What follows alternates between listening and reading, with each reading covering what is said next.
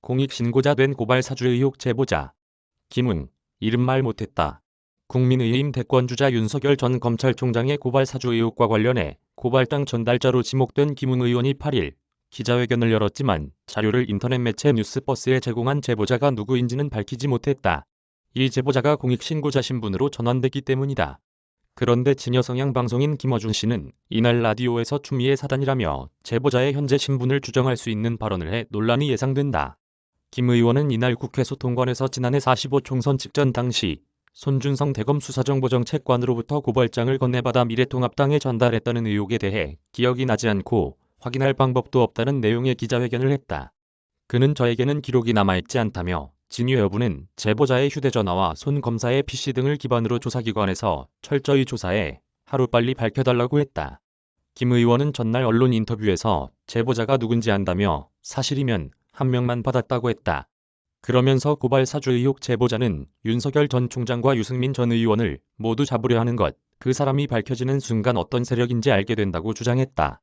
다른 언론 인터뷰에서는 제보자에 대해 국민의힘 사람이라고 해야 하나 관점의 차이가 있을 수 있다면서 그 사람이 누군지 밝혀지는 순간 신뢰성이 다 무너질 것이라고 주장했다. 또 제보자는 과거에 조작을 했던 경험이 많아서 인연을 끊었다고도 했다. 정치 공작에 무게를 두는 발언이다. 그는 이날도 조사기관은 조속히 이 사태의 실체적 진실규명을 위해 총력을 기울여달라고 했다. 그런데 김 의원은 막상 이날 기자회견에서는 제보자가 누구인지 특정하지 않았다. 제보자가 공익신고자로서 법적 보호를 받게 됐기 때문이다. 대검 감찰부는 이날 뉴스버스 보도 관련 제보자의 공익신고서 등을 제출받아 관계법령상 공익신고자로서 요건을 충족했음을 확인했다고 밝혔다. 대검은 지난주 제보자로부터 공익신고서와 함께 휴대전화, 증거자료 등을 제출받아 공익신고자 요건 충족 여부를 검토해왔다. 이 때문에 김 의원은 이날 기자들에게 제보자에 대해 두루뭉술한 발언만 했다.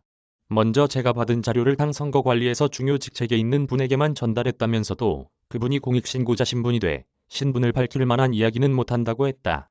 인터뷰에서 제보자가 특정 캠프 소속이라고 한 것에 대해서는 공익신고자 신분이어서 말할 수 없지만 나중에 밝혀지면 제 이야기 진위도 확실히 알게 될 것이라고 했다. 또 그분 신원이 밝혀지면 이 일이 벌어지게 된 경위가 이해될 것이라고도 했다.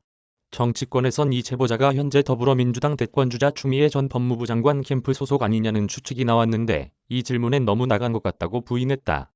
그런데 이날 TBS 라디오 김어준의 뉴스공장에서 김어준 씨는 이 사건의 발단에 대해 내부 암투서를 언급하며 그래도 추미애 사단의 정치공작, 이건 너무 많이 나간 것 아니냐고 했다.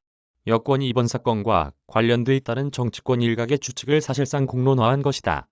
그러자 방송에 출연한 김재원 국민의힘 최고위원은 고발 사주 의혹 진상조사를 맡은 한동수 대검 감찰부장이 증여 성향이라는 점을 언급하며 한동수 검사장에 의한 감찰과 수사가 없는 거라도 만들어내려는 시도를 거친다면 추미애 사단에 의한 정치 공작으로 갈 수도 있겠다라고 답했다. 한 감찰부장은 조국 전 법무부 장관이 사퇴 직전 청와대에 임명 제청했고 추 전 장관과 함께 윤 전 총장 징계를 주도했다. 일각에서는 이번 의혹 제보자가 공익신고자로 인정받는 과정이 빠르다는 지적을 하기도 한다. 추 전 장관의 아들 서모 씨의 군 복무 중 휴가 미복귀 의혹을 제기한 당시 당직 사병 A씨는 공익신고자 보호 신청을 한 지 2달 만에야 국민권익위원회로부터 공익신고자로 인정받았다. 카피라이트 조선비즈 앤 조선닷컴